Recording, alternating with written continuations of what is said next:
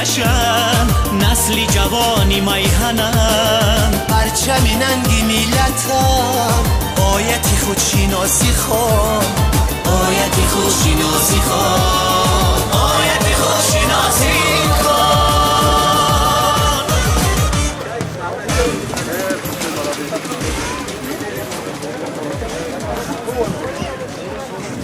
باری اول است که در چمپیونات جهان اشتراک میکنم و خیلی خرسندی بخش است که با مدال برنجی به وطن برگشتیم. در این مسابقه زیاده از 64 دولت دنیا اشتراک نمودند که من در حریف اولین من این از مغولستان بود که من رو با یک اصول وزری و یک ایپان مغلوب نموده به دور دیگری مسابقه را یافتم.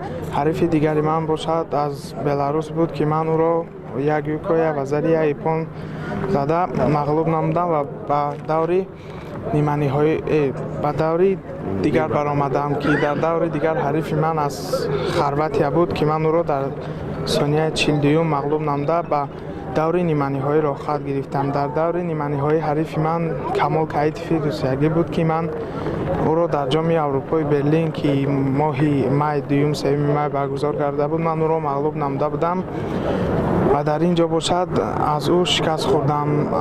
این از سبب بیماری هم شاید باشد.